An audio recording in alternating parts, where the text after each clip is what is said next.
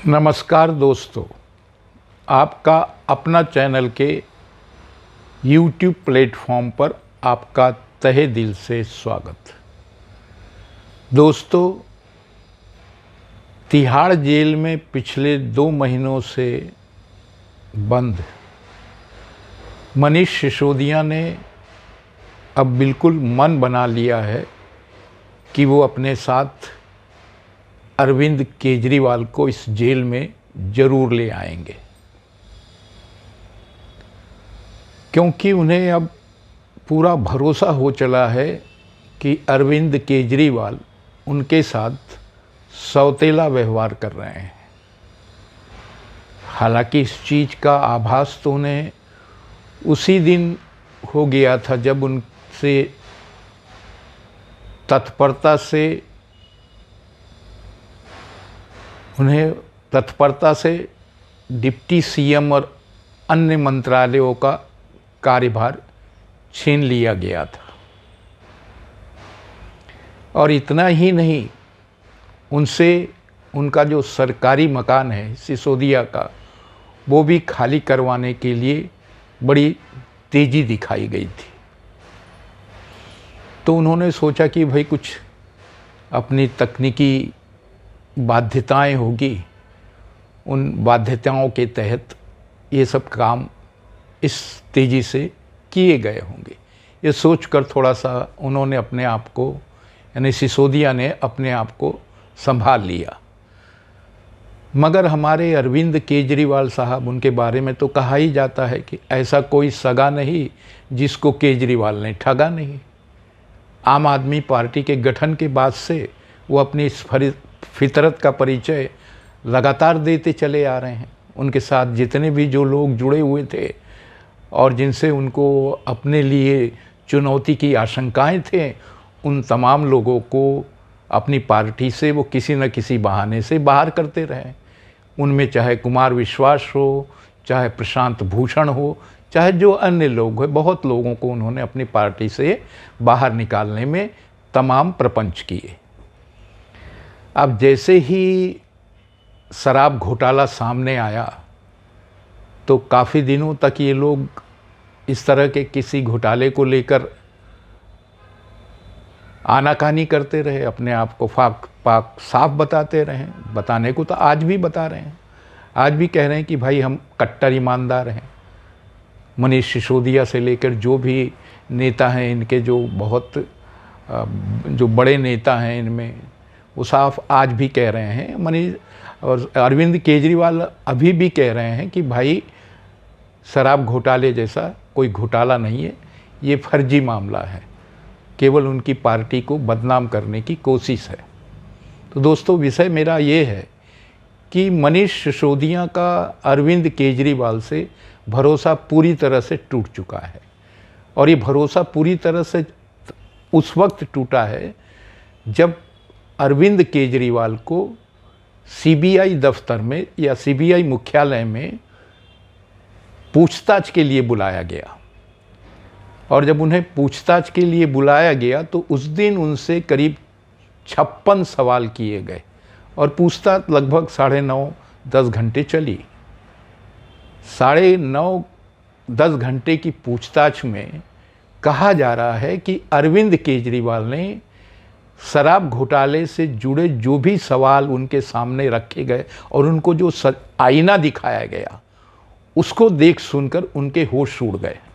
तो उन्होंने अपने आप को पाक साफ बताने के लिए सारा का सारा आरोप मनीष सिसोदिया पर लगा दिया है।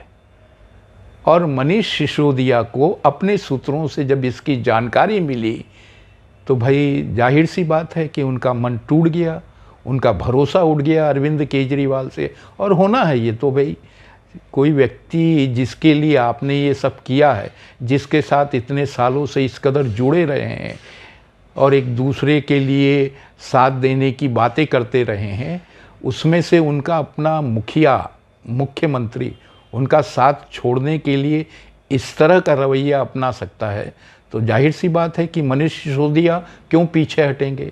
तो मनीष ने अपनी बेल एप्लीकेशन हाई कोर्ट में लगाई थी। हाई कोर्ट में उनके जो दो वकील हैं जिन्होंने बेल एप्लीकेशन पर सुनवाई के दौरान जो दलीलें दी हैं, उन दलीलों में उनका साफ कहना है ना, मनीष सिसोदिया का ही एक तरह से साफ कहना है कि भाई जिन कारणों से उनको जेल के शिक्षकों के पीछे रखा जा रहा है वो कारण जितना मेरे ऊपर लागू होते हैं उससे कहीं ज़्यादा अरविंद केजरीवाल के ऊपर लागू होते हैं। आप कल्पना कीजिए कि किसी कैबिनेट का मुखिया मुख्यमंत्री होता है और बिना मुख्यमंत्री की मंजूरी के या उसकी सलाह के और उसकी सहमति के कोई भी पॉलिसी नहीं बनेगी, चाहे जो भी हो, वो शराब पॉलिसी ही क्यों ना हो। तो इसके लिए कुल मिलाकर यदि कोई अधिकतम जिम्मेदार है तो वो अरविंद केजरीवाल है। और बार बार जब सीबीआई और ईडी ये कहती है, जब भी मनीष सिसोदिया बेल के लिए अर्जी करते रहे राउत एवेन्यू कोर्ट में, तो सीबीआई और ईडी का ये तर्क होता है, ये दलील होती है कि भाई यदि हमने मनीष सिसोदिया को जेल से बाहर आने दिया बेल पर तो ये इन्फ्लुएंशियल व्यक्ति है, प्रभावी व्यक्ति है, और जिन सबूतों की हमें तलाश है वो सबूत यदि इन्होंने इधर से उधर कर दिए तो फिर हमको मुश्किल हो जाएगी। और इसमें सबसे बड़ा सबूत वो खोजा जा रहा है सीबीआई और ईडी द्वारा। एक फाइल मिसिंग है, महत्वपूर्ण फाइल है जो लीकर पॉलिसी से जुड़ी है पूरी तरह से, वो फाइल ही मिसिंग है और कुछ फोन्स की भी बातें की जा रही है। तो जब इस संबंध में हाई कोर्ट में दलीलें दी मनीष सिसोदिया के वकीलों ने, तो उन्होंने कहा कि भाई जो व्यक्ति खुद इस पॉलिसी को बनाने के लिए सबसे ज़्यादा जिम्मेदार है, यानी मुख्यमंत्री अरविंद केजरीवाल, वो व्यक्ति बाहर है, वो इनसे ज़्यादा प्रभावी है, वो इनसे ज़्यादा उन सबूतों को नष्ट करने के लिए तत्पर हो सकता है। तो आप इस पर ध्यान दीजिए, गौर कीजिए। तो एक तरह का संकेत दिया गया है कि भाई जितनी जल्दी हो सके अरविंद केजरीवाल को भी जेल के पीछे डालना, जेल के शिक्षकों के पीछे लाना बेहद ज़रूरी है। और इससे ये संभावना बन रही है, ये आशंका बन रही है कि दूसरा सम्मन चाहे सीबीआई के द्वारा चाहे ईडी के द्वारा अरविंद केजरीवाल को मिलने ही वाला है। जैसे कि दोस्तों आपको पता ही होगा कि हाई कोर्ट में बेल एप्लीकेशन पर, सिसोदिया की बेल एप्लीकेशन पर सुनवाई हो चुकी है, फैसला 26 अप्रैल को आएगा। तो उससे पहले ही हमको ऐसा मानकर चलना चाहिए कि अरविंद केजरीवाल को फिर से बुलाया जा सकता है पूछताछ के लिए। अब वो सीबीआई दोबारा बुलाती है क्या ईडी की तरफ से वो सम्मन जाता है, ये देखना होगा। ये तो आप अच्छी तरह से जानते हैं कि ये लोग कितने मक्कार हैं, कितने झूठे हैं, और अरविंद केजरीवाल तो इनका सरताज है मक्कारी में, झूठ बोलने में।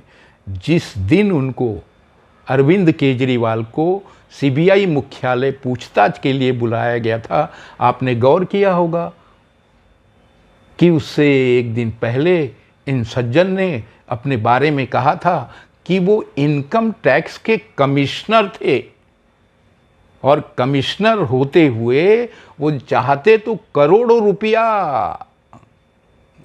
प्राप्त कर सकते थे और बड़े शान की जिंदगी जिया करते थे, मगर उन्होंने इस पद पर लात मारकर जनसेवा का व्रत लिया राजनीति के जरिए।